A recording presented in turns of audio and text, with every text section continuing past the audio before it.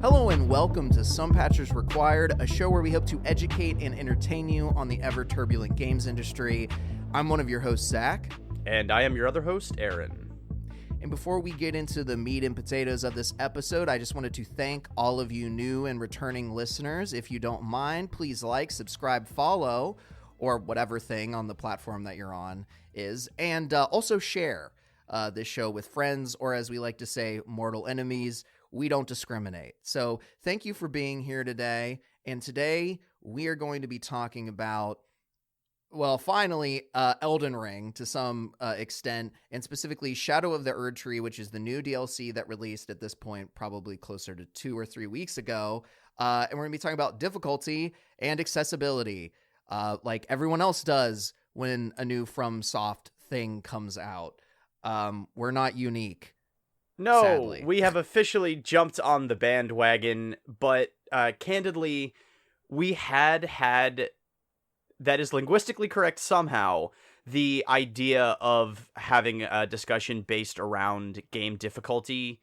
Not to pull back the curtain a little bit too much, but we've had like a running doc of, some evergreen ideas for different episodes and whatnot going for a really long time, and one about game difficulty has actually been percolating for a while, and why not frame it around a huge FromSoft release when that conversation is always relevant, like everyone else does. So yes, we're going to be doing that, but we're also going to be kind of veering out of the difficulty realm, because as we were researching, it kind of became apparent that was a little bit less interesting and impactful than the bigger conversation about games accessibility. Yeah, definitely. And also because whenever you're talking about FromSoft games, I feel like you have to, illustrate the amount of knowledge or skill that you have with them. I don't know why, but for some reason, this is a thing people care about. So I actually just restarted Elden Ring with a Dex Bleed build, which may not mean things to some people, but basically I am not historically the best at these games. I have beaten Dark Souls 2 and I've almost beaten Dark Souls 3. Elden Ring I got like halfway through and then just kind of got bored of it. We'll get into more of the details of my opinion of FromSoft games as this conversation continues, but I only say all this as to say I am not one of the hardcore elite FromSoft gamers that exist out there. Yeah, I kind of fall into a similar boat. The idea of me as a FromSoft elitist, it would be unthinkable to just about anybody who knows me. I am not that sort of person, and I'm also candidly just not that good at the games. That having been said, I do have a long history with FromSoft games, and I have a difficult relationship with them, which I will kind of expand on in a little bit. But with Elden Ring specifically, I will own up to my shame here and say that I am currently playing it on PS5 and running a simultaneous second playthrough on my Steam Deck, which puts me in kind of a unique position for this conversation as well. And I am not crazy far into it, despite having put in my longer playthrough on PS5 just about 22 hours in, 23 maybe.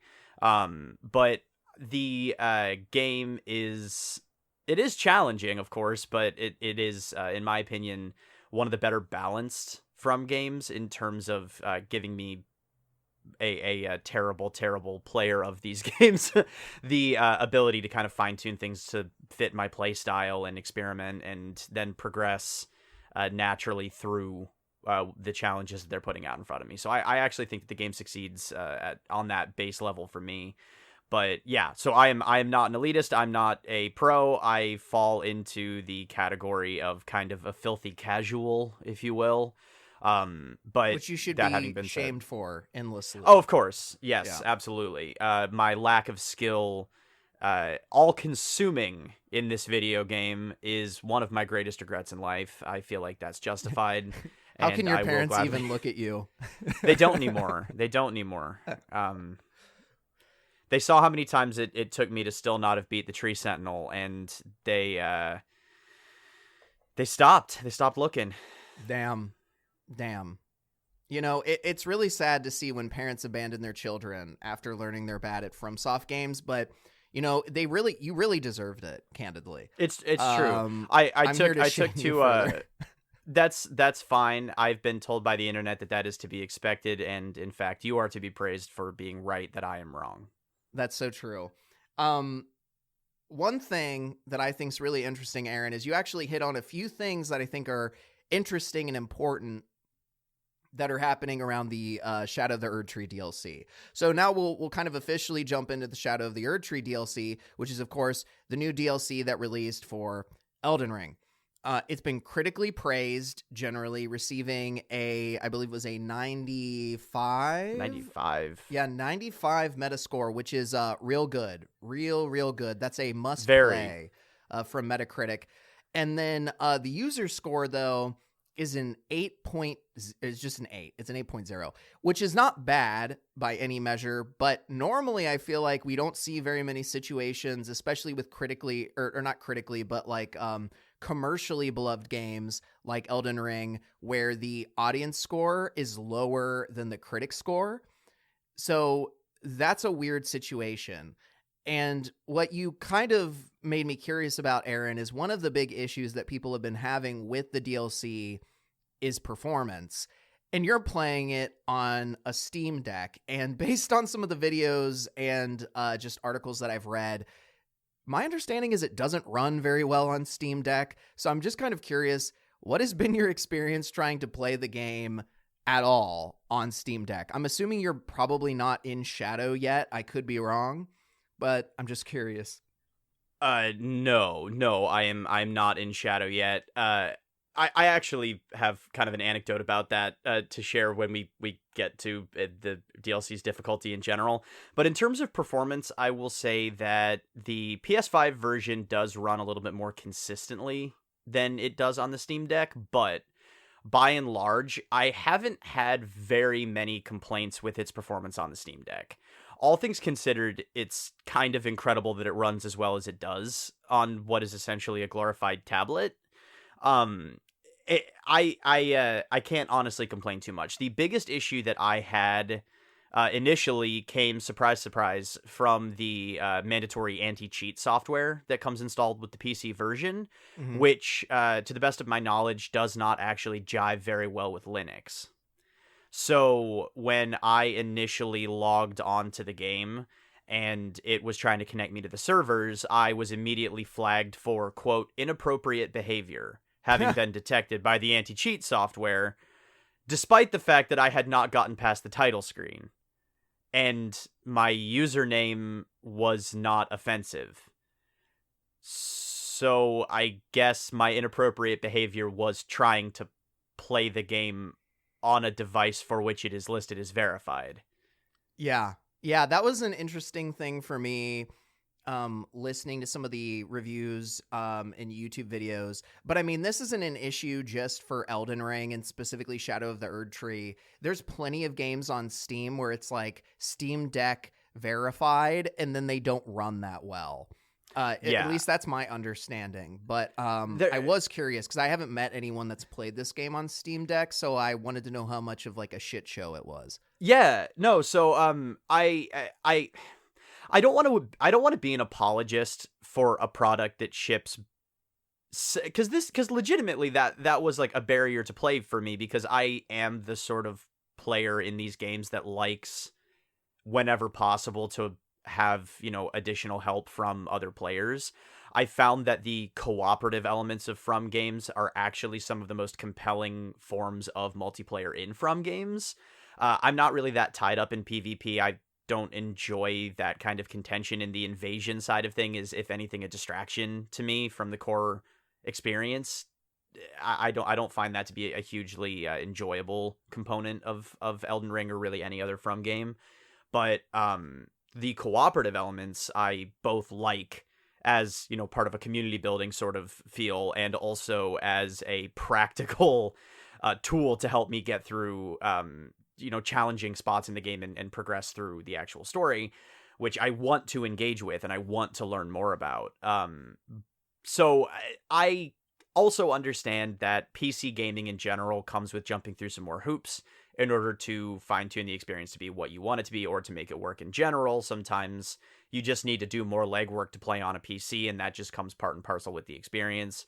So I'm not gonna complain too much about needing to go and add an empty file to a directory somewhere in the system files in order to get around that anti-cheat problem. But it does feel like something that From could have patched in, you know, more or less immediately, and not have been, you know, a lingering issue that I think mostly popped up after Erdtree launched in a post Erdtree update, is I think when Steam Deck started experiencing that specific problem. I actually think that's just the performance issues in general, because I've heard plenty of people say, I've been thankfully not hit by noticeable performance issues, but my understanding is when the DLC dropped, the entirety of the game for some users started to experience performance issues, including people that hadn't purchased the DLC. Yes, and I have not purchased the DLC. I will be clear on that. I decided that there was no way I was going to drop the price of the DLC on the DLC when I was realistically closer to 60 hours away from even getting to start it. Yeah. And I've flaked out on so many From games that I realized I might just be spending $40 or $50 on vaporware for myself. So I figured I'd get to it once I decided that I just couldn't do without more Elden Ring in my life.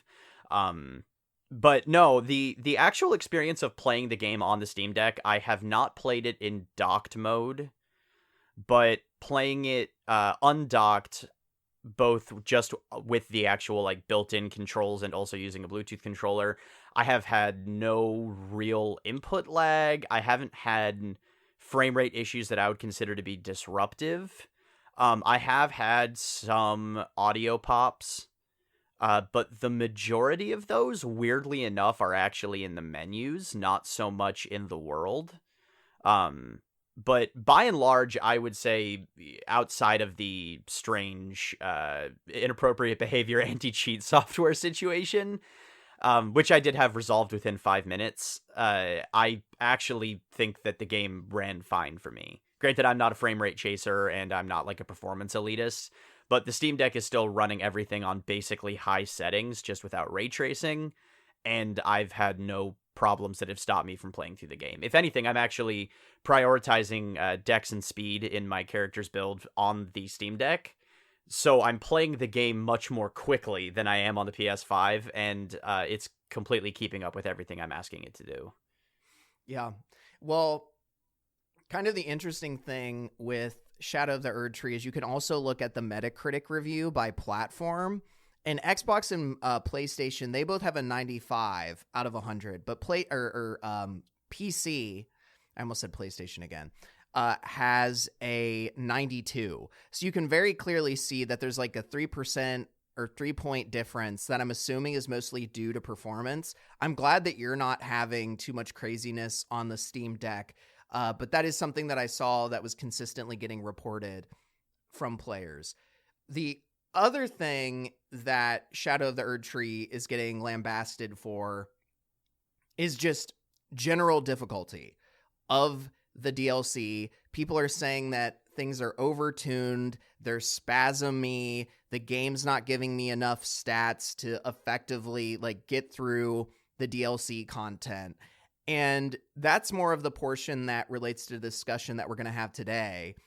What I think is funny about this general narrative, though, is how weird it feels, because whenever anyone criticizes, like let's say a journalistic outlet criticizes a FromSoft game for being too hard, all of the FromSoft elitists then come out of the woodwork and start shitting on that, whether it be IGN, whatever journalist it is, they'll start making fun of them for being bad at the game. But here we've got the opposite happening, where a large portion of the community is complaining about how hard this DLC is. And for a while, it didn't look like FromSoft was going to change anything. It's not in their nature to normally change stuff. But in one of their more recent patches, which was 1.12.2, or I could have just said 1.12.2, they actually buffed the Erdtree blessings. So it's a weird situation of the first time, at least as far as I know, where FromSoft has actually made their game easier based on a bunch of players complaining. Yeah. Which I was following, because I'll be honest, in the spirit of hopping on the bandwagon, I got very much back into Elden Ring, not so much in anticipation of playing Shadow of the Erdtree myself, but just kind of participating in being part of the zeitgeist for a minute. Because I'm generally so dialed out of stuff that I use phrases like zeitgeist. Still, yeah, that's kind of my vibe. I was following all of this fairly actively, and I did think that it was telling that from a game company notoriously, what's the word I'm looking for here? They're very adamant that difficulty is so core to the soul, if you'll pardon the pun, of the experience, that they could not possibly conceive of alleviating, that challenge. They couldn't possibly do that. That would rob the player of something, is kind of their design ethos. So to see them actually take these particular mechanics, in this case the Erdtree fragments, and I do say Erdtree because I found out, it's Old English for shadow. It's Old English. Thank you to Simone from Polygon for elucidating, because I was saying Erdtree, and I thought that sounded silly, and Erdtree sounds way cooler. But yes, they did make it so that the first, I don't know, more than half or something of these fragments that you can find in the world actually have a more sizable impact on your character's power than they would have otherwise. And yeah, I don't know if that, I don't think that anyone is necessarily complaining that has broken the experience, but it was interesting to see From kind of admit maybe we pushed it too far. And I almost wonder to some degree if that's because of the kind of unprecedented scale at which Elden Ring is operating outside of its niche.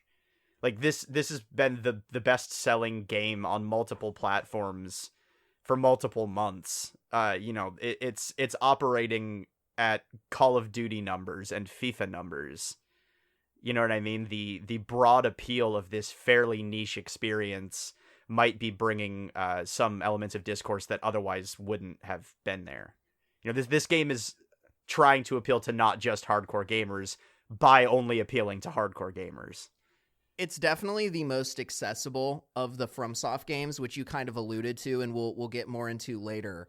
But to your earlier point about them feeling like they're robbing players if they make the game too easy, I mean, Miyazaki in an interview, this was maybe before the DLC came out, but he went on an interview talking about how they were really trying to refine the experience, make it more difficult. He specifically talks about how the point of their games are for you to struggle and then overcome that adversity and then get that joy of overcoming adversity.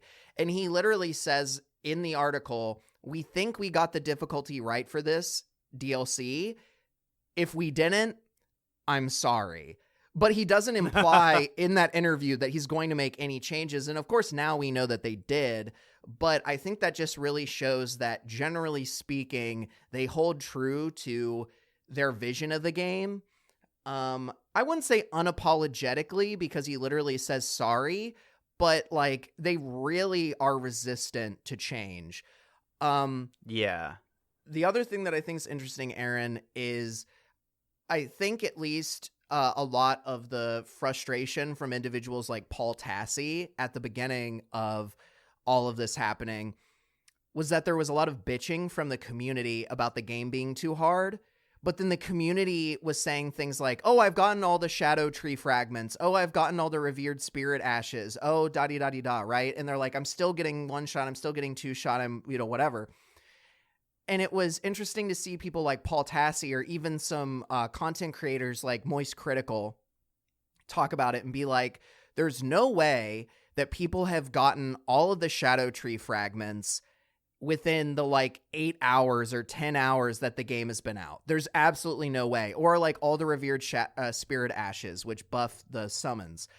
And so this is me personally saying this. I don't know how true this is, but this is my gut feeling.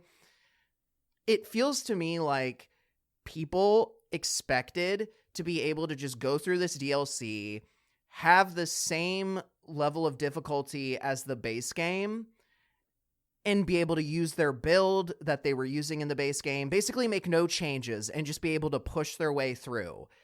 And I don't know, I'm going to be honest. I think there is some level of laziness from some of the people complaining and an unwillingness to kind of understand how the DLC works. And, yeah, I just think it was a lack of patience. I think that's what echoes true to me. I know that's what a lot of journalists have been saying and content creators. I think a lot of the people that are complaining were impatient and just didn't want to play the DLC the way that the DLC wanted you to play it. They wanted to play it like the base game, and it's not like the base game. Right. I think there are a couple of important things to talk about when discussing the difficulty, which at this point in the conversation, I feel like it's important that we draw a distinction between difficulty and accessibility. If for no other reason than just to say, in this case, we are just talking about how hard is the game to play. In general, how hard is it to progress naturally through the game the way that they want you to? And yeah, I think you're right. I think after someone has put north of 100 hours into what people are calling an RPG, which is an interesting interpretation of RPG, in my opinion, not necessarily inaccurate, just interesting.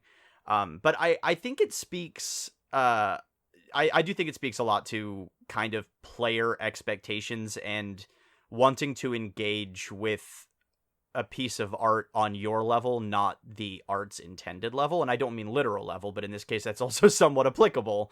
Because yeah, this is fundamentally end game content. This is a niche piece of late game content for a fairly niche game that has not been niche. That has kind of been true for most, if not all, of From's previous expansions. This just happens to be the biggest one for their most popular game. So the perception of it as being, this big new area that you could just kind of go to, and once you reach level blah blah blah, which isn't unheard of, you can access the Phantom Liberty DLC, for instance, in Cyberpunk. That kind of thing. This kind of isn't that. This is endgame content. So you were never meant to be able to just walk into the Land of Shadow and feel like the Elden Lord who just wiped the floor with every, demigod on the map. That's not the feeling you're ever supposed to get. And the funny thing to me is that I actually think that to some degree, player dissatisfaction with that sort of humbling experience, and then the subsequent conversation from journalists, critics, supporters, and podcasters who do both is actually all kind of the point, because a lot of From games operate in almost the bizarre art house model of film, right? Where trying to unpack the puzzle box of the experience is half of the point of the experience. I think of a movie that is largely unapproachable for a lot of people, something like a Jodorowsky film like The Holy Mountain, or to use another holy one, there's a movie called Holy Motors that is just bizarre. And off-putting in a lot of ways, and the story doesn't initially seem to have any discernible structure or purpose. But unpacking it and engaging with it are both difficult, and they're both clearly part of the artist's intent. And a lot of the time in discourse around those films, among the sort of people who are actually interested in that kind of film, you start to see these, conversations push and pull around like why this approach was taken. And it's fascinating to see that playing out in the video game space, where it's not just a conversation about like the optics of, representation in this game, or the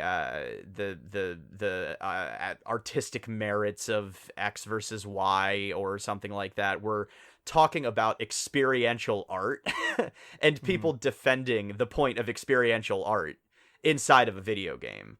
And I think Shadow of the Erdtree being kind of misunderstood by a lot of people is a fascinating little window into what happens when you do that you take that sort of artistic perspective and apply it to interactive media on such an enormous scale.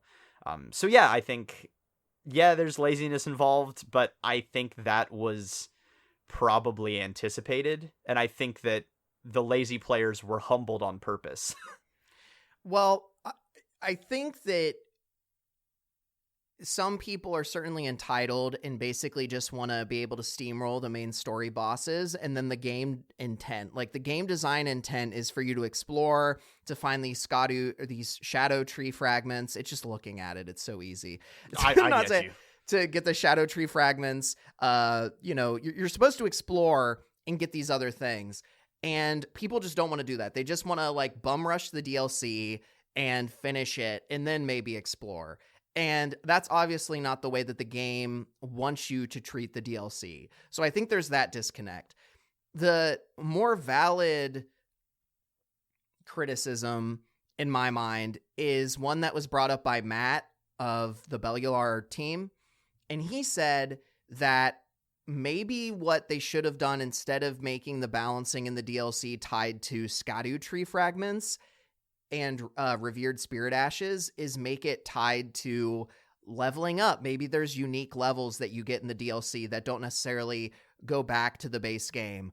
Tie it more to weapons that you get, tie it more to the experience of the base game. Because I will say that some people don't want to like run around the map looking for these, items that basically make the game easier. Some people just don't want to do that. Some people might want to get their power from fighting bosses. Some people may want to get their power from exploration, which I think is the way that the game or the DLC currently rewards you, is more through exploration. Some people may want to get it through farming levels, whatever, right? I think the DLC's biggest issue is that it doesn't give you multiple ways to scale up your character like the base game does. And I think I can appreciate that would feel bad to players. If you go through the base game and you have all these different options to kind of empower yourself, going to the DLC where really there's only like 2 options and they're these consumable items that you only get through discovery, but not in like a combat kind of way, I can see where that feels bad. And maybe FromSoft should learn from that and come up with a different way to do DLC balancing based on this. Yeah. I mean, if we're going to laud the artistic merit of, a Miyazaki who, we talk a lot about things not feeling authored, things feeling like corporate and synthetic when we talk about, modern art and, film and video games and everything like that. And I don't think you can argue that From Games don't bear the fingerprints of their creators. But we can also criticize that sort of thing as well. And I do think that fingers. Sorry. No, it's true. But I do think that it is worth criticizing on a design level. I think that the Shadow Tree fragments are kind of an inelegant solution. I think you can make the argument that tying progression to a whole slew of new items and new, like weapons and whatnot may rub some people the wrong way who have formed like a strong affinity for the build that they've already got going in and want to continue with that play style and then just kind of adapt it to suit the demands of the DLC.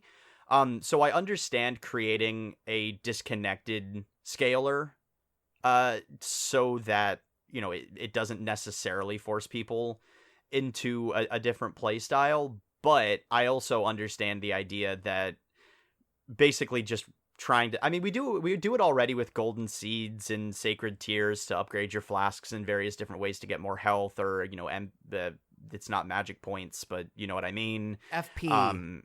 Yeah, flower points. Points. Exactly. And you know, it's not the worst idea, but I can definitely see how it does kind of winnow down player options, which is something that the base game doesn't really do. If you're having a problem going in one direction, you can just go in another direction and you'll find something worth your time, no matter what.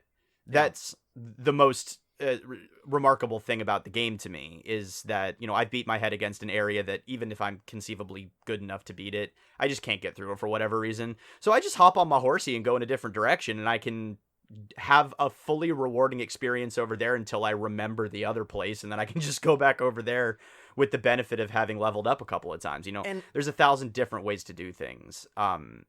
Well, I was just going to say what you're describing right there is exactly based on interviews. What Miyazaki's design intent is for when you hit a wall, they wanted you to be able to have, he called it freedom, but they wanted you to have the freedom to go to other areas and experience different content that might be easier for you to complete, even if it's not necessarily easier for everybody. So that's kind of the magic of Elden Ring. And I think this is interesting because it ties into sort of the next point, which is talking about, you know, the discussion that often happens with these games, which is around having an easy mode or different game difficulties. And I think the important thing from my perspective, when we're looking at this DLC or anything, is I don't think people, and when I say people, I mean game designers and game studios, need to cater their game to any specific player if they feel that what the players are asking for destroys the design intent of the game. So what I mean by that is, if having a literal easy mode in the game that you self-select at the beginning of Elden Ring is perceived as, you know, ruining or destroying the design intent of the game in Miyazaki's eyes, I do not believe that he needs to add that into his game. I don't believe that he needs to cater to some of the players that are complaining about, you know, the balance of the DLC, if that's the intended balance of the game. Now, if that's not the intended balance and he just, you know, missed the mark, I think it's fine to then make an adjustment. Obviously, you know, there's monetary incentives here, but from a purely creative aspect, I don't think game studios need to have easy modes if they don't want them.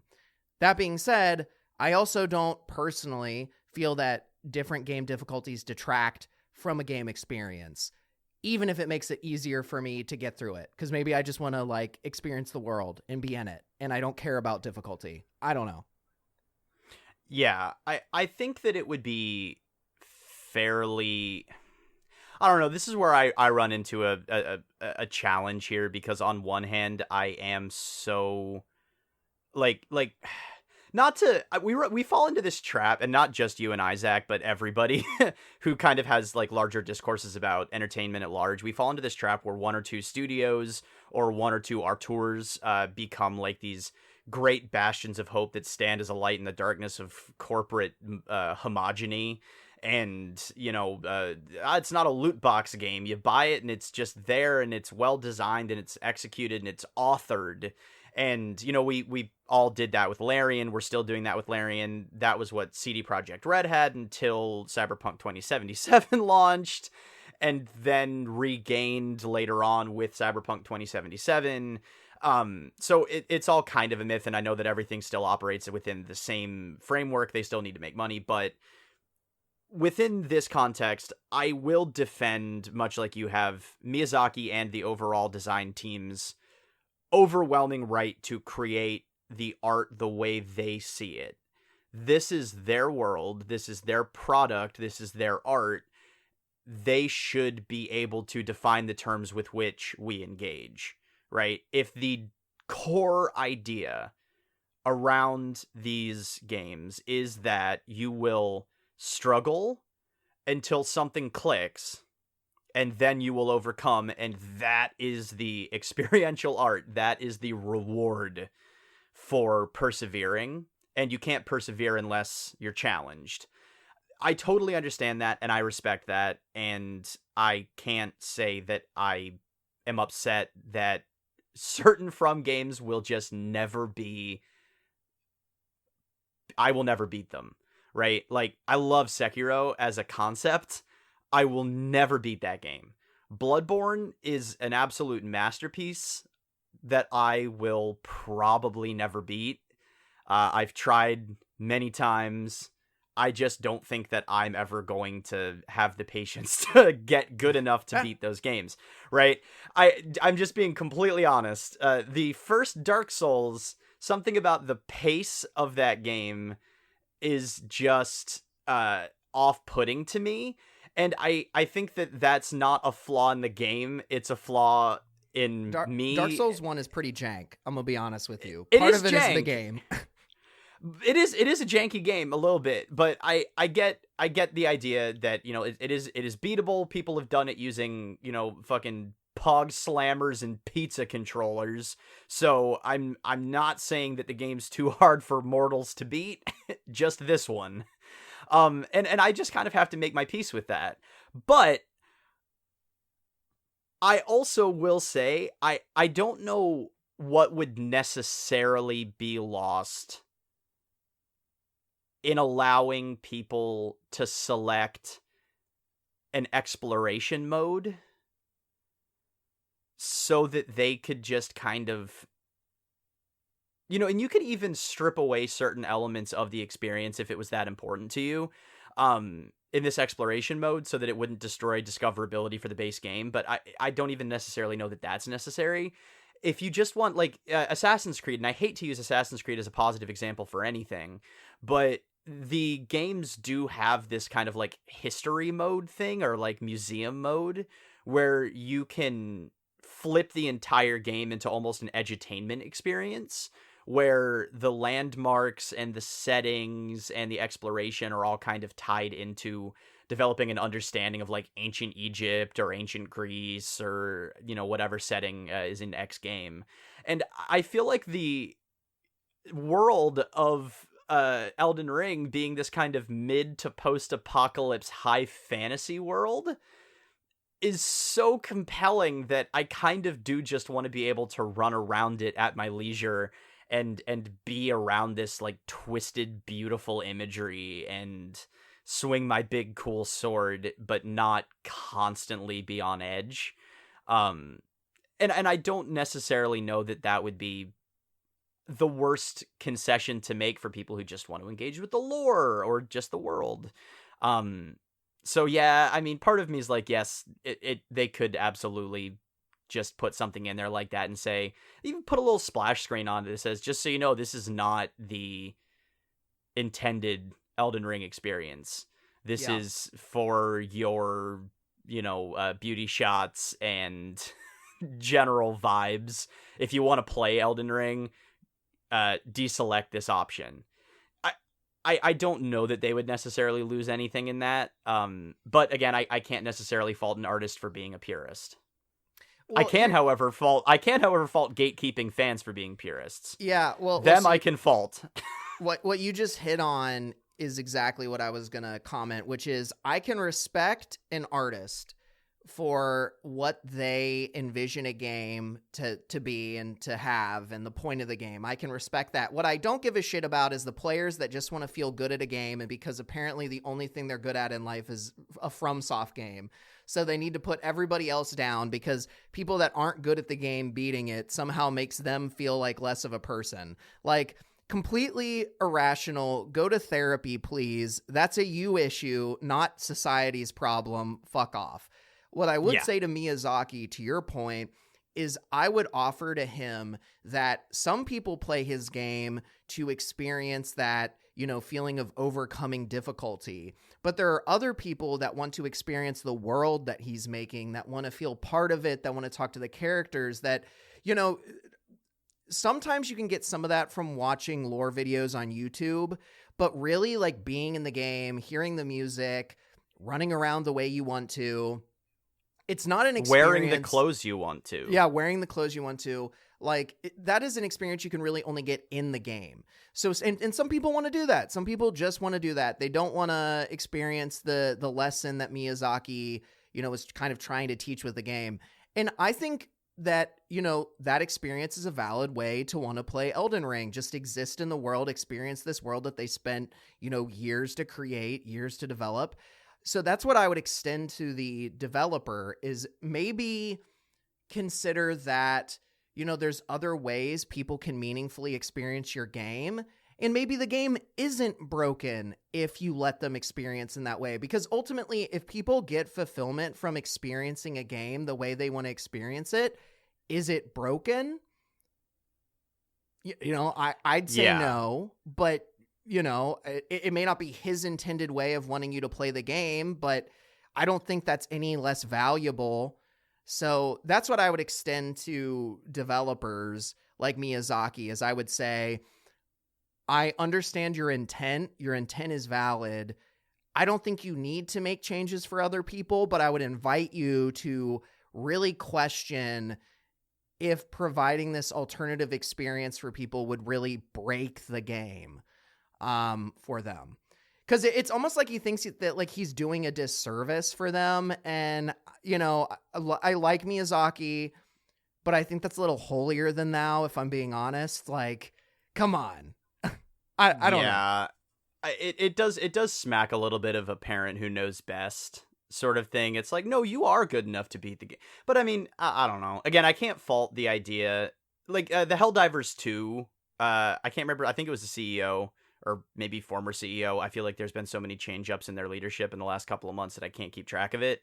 But one of the guys said, like, a game for everybody is a game for nobody.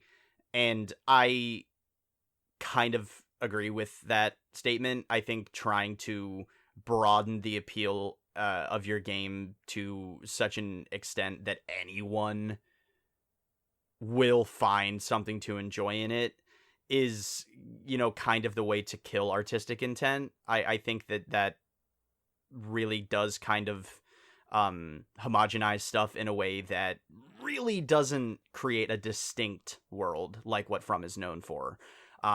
So I can respect that. But again, like you're saying, there's just so many ways to engage with. The lore is so rich and the world is so beautiful. Some people just want to engage with it on that level. And I don't necessarily know that they should be punished for that and forced to just kind of watch YouTube videos.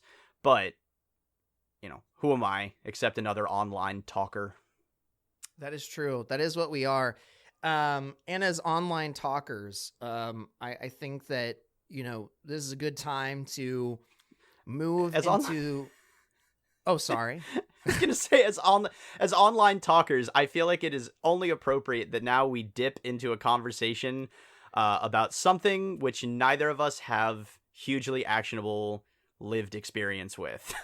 Yeah, we're going to be talking about accessibility, baby. Hopefully at some point we'll be able to get somebody on to talk about accessibility. We have some friends of friends that are very prominent in the accessibility space.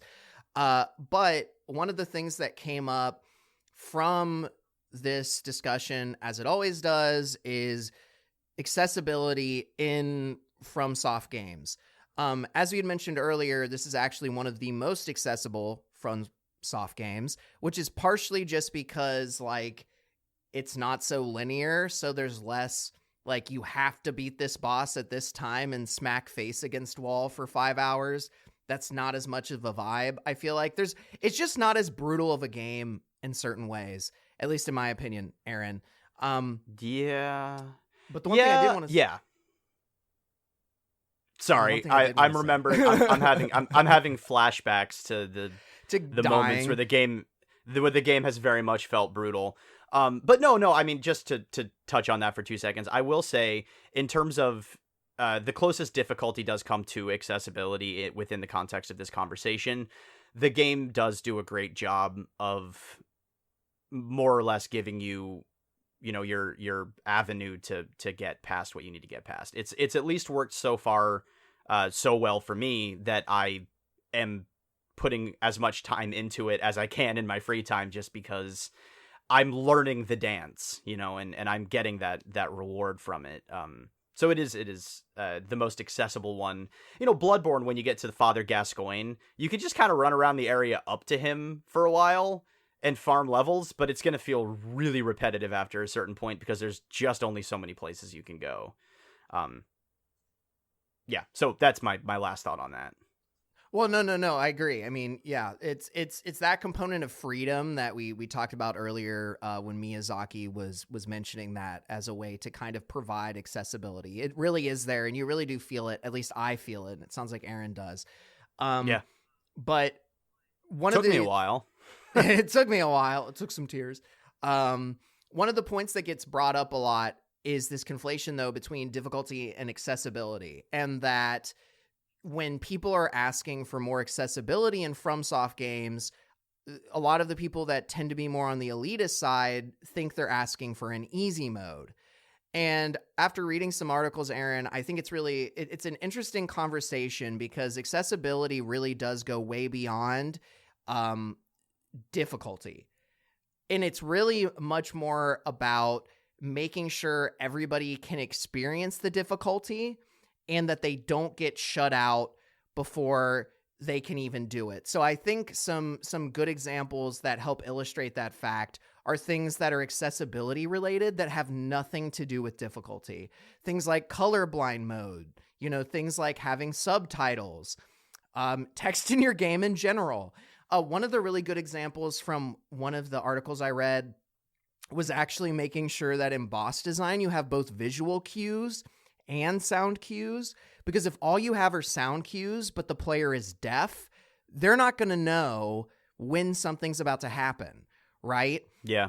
And technically, having both visual cues and sound cues makes the game air quote easier, but like, how is someone really experiencing the game that it's supposed to be played at if they're deaf and they can't hear the sound that's telling them what they should be doing?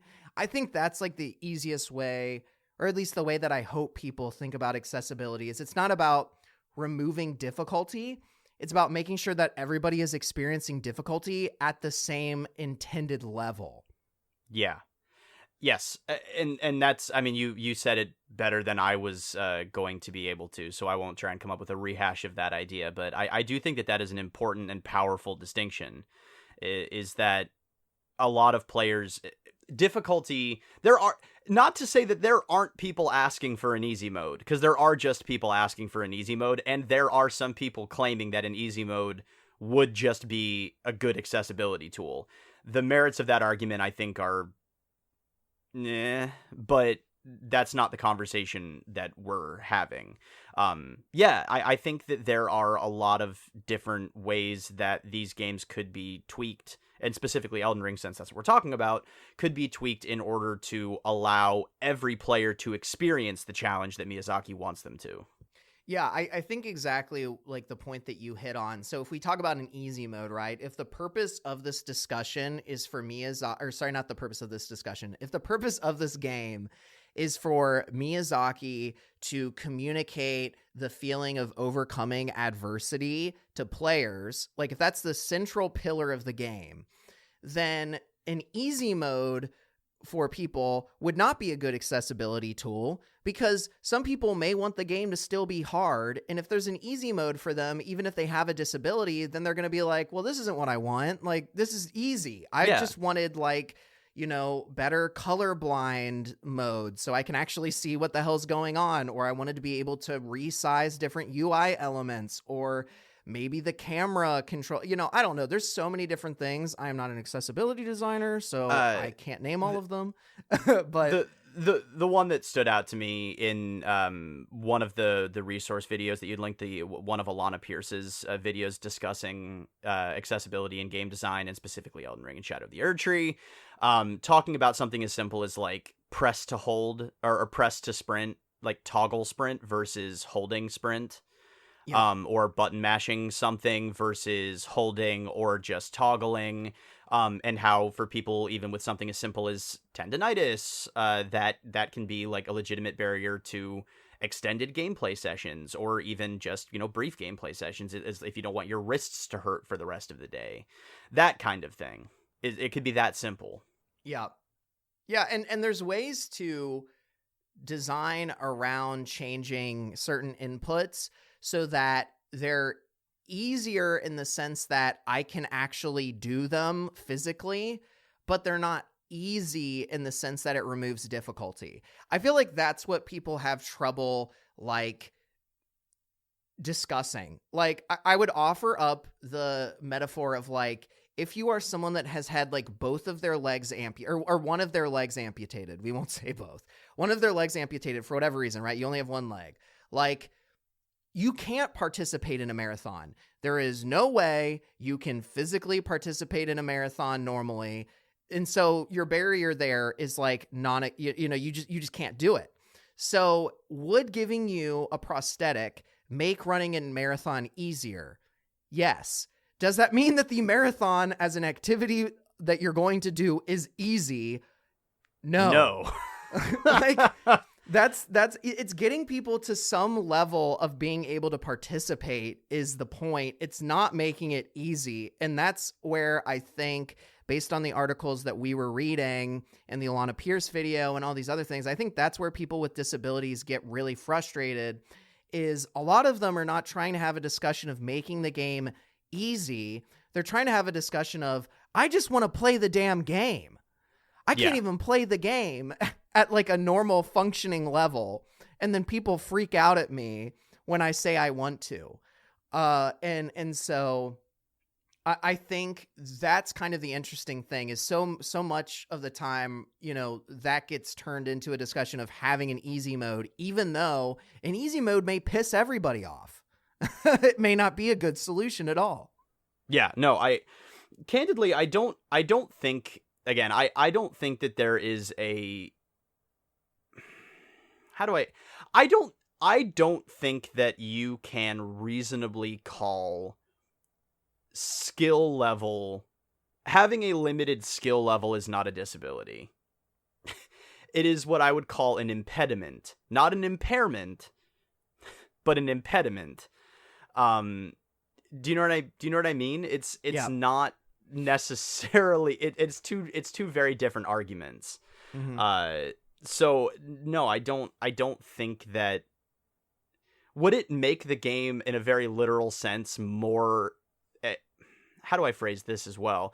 Would it literally make the game easier to access for people? Like, if you took the base difficulty of the normal game of Elden Ring way down so that people could blast through Moog to get to Shadow of the Erdtree, more people could literally access Shadow of the Erdtree were the game easier. But that is not an accessibility issue. That is a skill issue based on the design principles of the game. Yep. Exactly.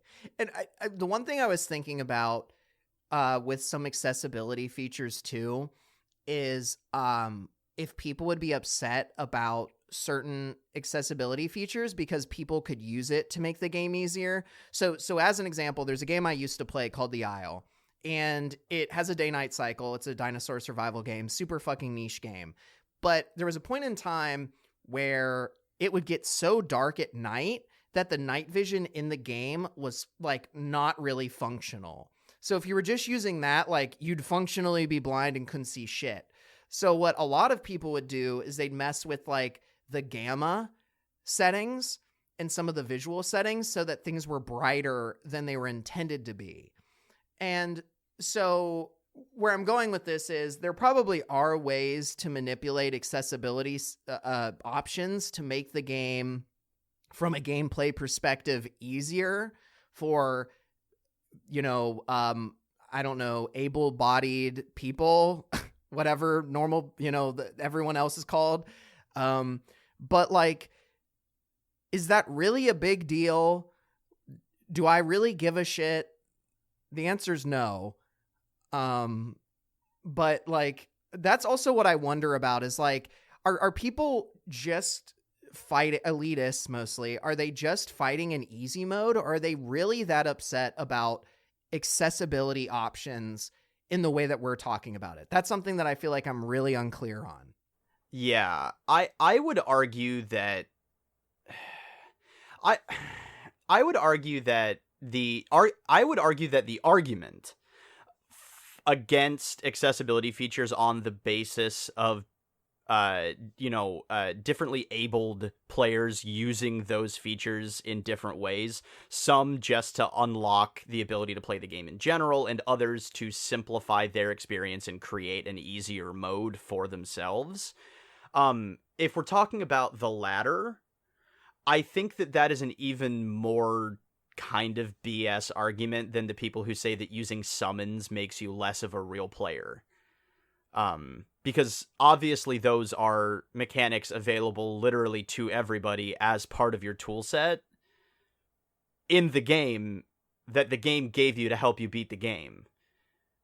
So why would you not use those? In this case, I would say that using accessibility features as someone who may not necessarily need them like on a very strict level is it's difficult to justify people being hugely upset about that when people cheese from games all the time. I was literally going to bring that up. People that claim to be good cheese stuff all the fucking time.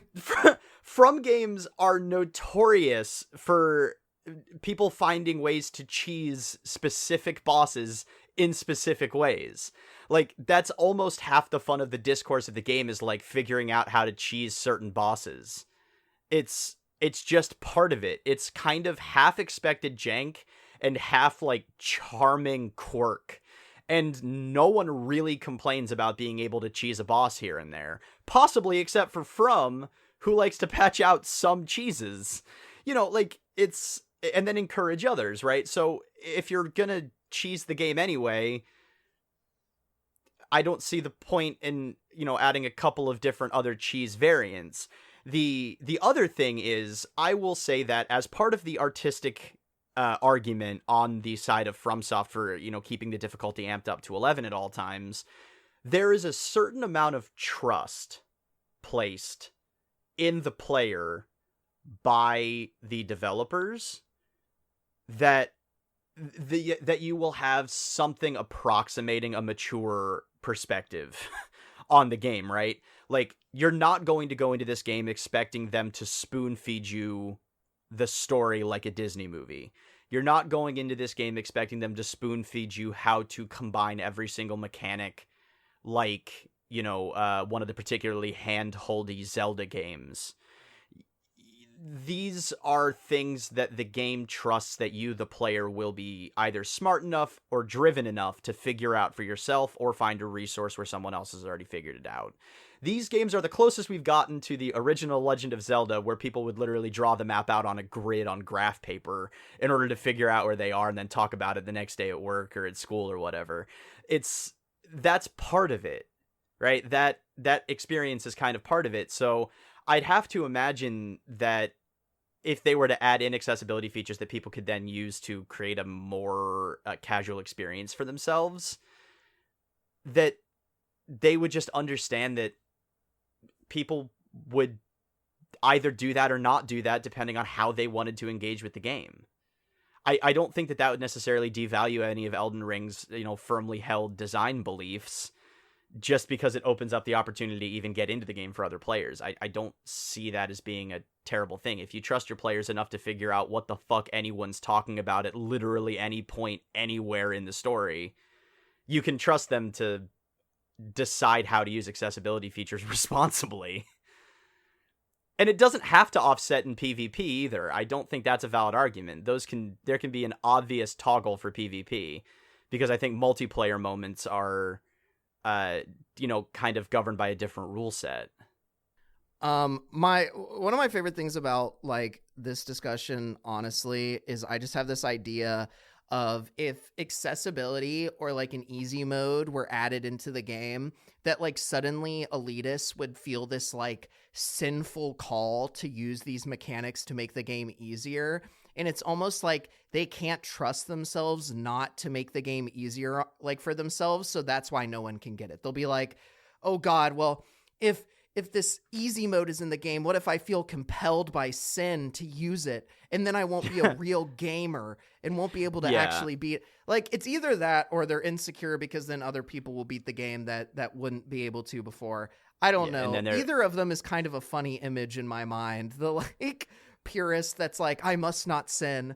I must not use the easy mode to beat the game, but I want to. And it's like, okay.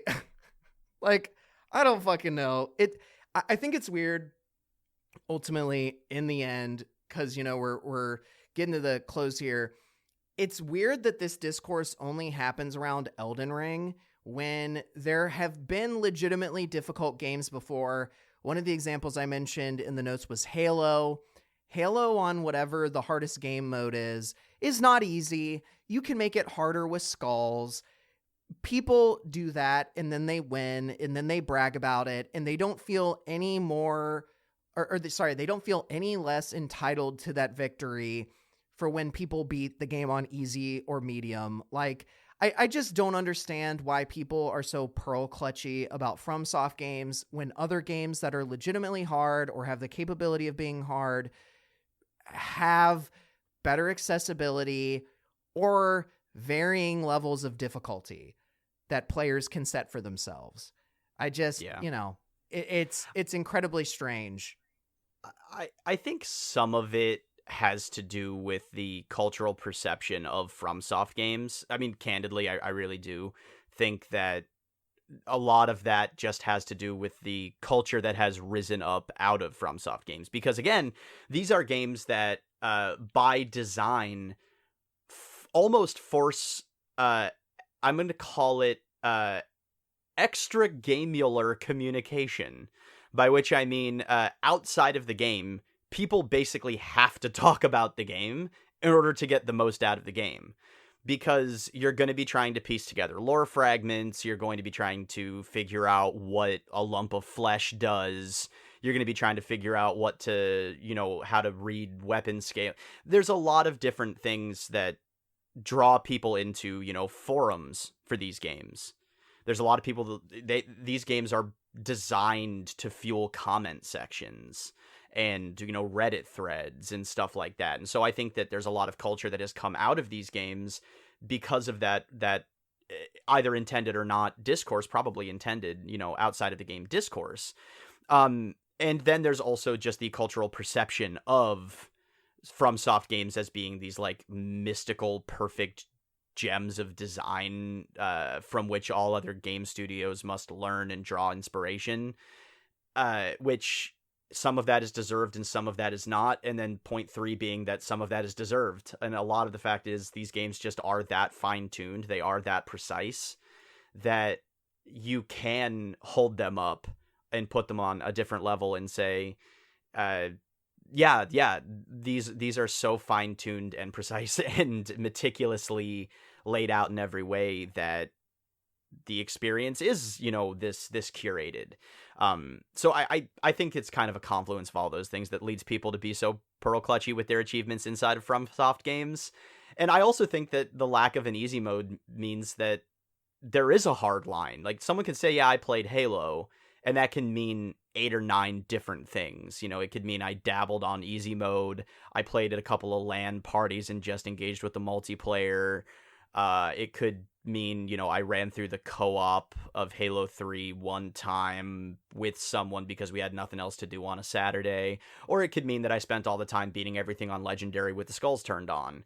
And now it all means one thing, because it means I beat Halo or I played Halo. And I think because From doesn't give you that many different ways to say that you beat the game, beating the game does end up meaning a bigger thing, and it is kind of a status symbol inside of those communities in a way that it wouldn't necessarily be if it was easier to beat. But if the games had included an easy mode from the jump, I think the discourse would be a lot more like the Halo discourse. Or I'll throw out a bone to Uncharted, because one time me and a buddy played Uncharted 2 on the hardest difficulty, and it was the dumbest thing I've ever tried to do with my human hands and mind. Well, I can't speak for Uncharted, but yeah, I mean, I definitely agree with what you're saying. I mean, I think this ultimately isn't the purpose of like this discussion, but I kind of feel like it'd ultimately be on FromSoft to kind of keep their community in line to some degree if they really wanted to. Like, it's this annoying dialogue that keeps happening, but I don't know how truthfully like destructive it is. I think a lot of people just ignore the like FromSoft perverts, as I will refer to them. Thank you, Matt from Bellular, for giving me that word. But yeah, it's just kind of annoying. If anything, I think it's like just one of those annoying, frustrating, like sub communities of gamers that exist in the world. But as it pertains to like the whole discussion that we've had today, and my closing thoughts, I think my closing thoughts would just be as follows. I think developers should keep accessibility in mind when they're developing their games. You should really try to make your game as accessible as possible to as many people. And, you know, accessibility means a lot more than just game difficulty. You know, we mentioned colorblind mode, subtitles, etc. That being said, and this was even said by people that promote accessibility, not all forms of accessibility are going to work for your game. So just make sure that you put as much accessibility into your game as possible that does not dilute or destroy the vision of the game that you have. And then just going back to the difficulty, like the pure difficulty discussion, I don't think that a lot of these FromSoft games need an easy mode. If the developers truly believe that that will ruin the game and their intent for the game, as I said during that section, I would just invite them to kind of reflect on how people play and enjoy the game. And if they've done that and they still come to the same conclusion, well, it's their artistic intent, and I'm not going to combat them on that, right? So that's kind of my my closing thoughts on the discussion.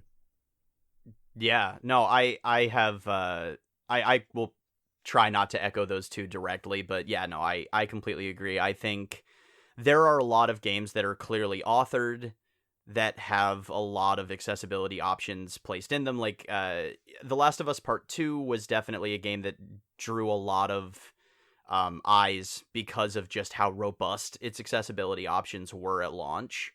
And a lot of, you know, high profile AAA games have followed suit, and it is refreshing to see accessibility being prioritized in games, because the community of disabled gamers is not small. And if you look back, you know, even just one or two generations, the barrier to entry for somebody who did nothing wrong but, you know, be born or end up in an accident or something like that, you know, that's pretty rough. So obviously, designing accessibility options en masse whenever feasible, and like you said, without diluting the original design intent, that is obviously laudable. That is obviously important. That does not necessarily need to tie directly into difficulty. And like you said, I have a really hard time criticizing an author, especially in the AAA video game space, where everything is so overwhelmingly samey and boardroomed out and designed to appeal to as wide an audience as humanly possible so that number constantly go up to appease shareholders. I have a really hard time looking at a single voice, an author, an auteur, saying, well, this is my stance and I'm not moving on it, and this is how the art is going to be, take it or leave it. That's so refreshing in 2024 that I have a hard time lambasting that. But I can't imagine anyone lambasting efforts to open that experience up to people who are otherwise abled, you know, other than you. Because sometimes people want to play the game who aren't you. And I think that we forget that sometimes. Yep. Or just with the limitations that people have. It's so easy if you don't have a disability or you don't think you have a disability to kind of assume everybody is coming at a game or an experience from your perspective. And I think, I certainly don't know all the limitations that things like severe carpal tunnel could even really provide. Oh, yeah. So yeah, it's easy to see everything from your perspective, get blinders on, and think that, I don't know, the other side is just trying to dilute your precious experience, which is a little paranoid. But yeah, no, completely agree. And there's obviously some things that can't be designed around, like there was a little discussion about like situational disabilities or impairments or impediments and whatnot. And, I think that's kind of just part and parcel with life to some degree. Situational being, there was even a little discussion about like, if you have kids, not being able to pause a game can be an issue. But I think that's, kind of on the same border as like, I don't have enough time to go see the new Scorsese movie in theaters because I have kids. And Scorsese wants to make 4-hour movies now. So maybe that's just not the movie that I'm going to get to see. And that's partially because of the decisions that I've made in my life, that sort of thing. But yeah, I mean, I think we're kind of just beating a dead horse because the gist of it is accessibility is good. Celebrate opening the opportunity to access the challenge up to as many people as possible, and don't lambaste that effort, right? Because it's not the same as an easy mode, and most people aren't asking for that anyway. Yep. I think that that hits the nail on the head. And you know who else hits the nail on the head? Art. Mostly because their art is so fantastic. Yeah. Absolutely fantastic. And if somehow you don't know, Art came up with our logo, our incredible album art, whatever I decide to call it on that specific day. So you should make sure to check her out because she's also a very good friend of ours. You can find her at Art on both Etsy and on Instagram. So make sure to show some love and support. We appreciate it. And I turn it over to Aaron to share some news about our other friend. Our other friend is, of course, Beach Girl. Beach Girl is the provider of our absolutely wonderful intro and outro music that gets me both hyped up and calmed down at the end of every editing session and episode listen. If you like the tunes that append either, they will either bookend our dulcet tones, feel free to check out Beach Girl's pretty large catalog at this point on just about any place where you can find digital music, like YouTube, SoundCloud, Bandcamp, Spotify. They are all more than worth your time, so feel free to give them a listen, enjoy it, and then share it with your best friends and mortal enemies. You won't regret it. Again, that is Beach Girl. All right. And with that, thank you for tuning in. We appreciate you all for coming. Please remember to like, share, subscribe, etc. And we will see you on the next episode. Goodbye. The Tree Sentinel is bullshit. Goodbye!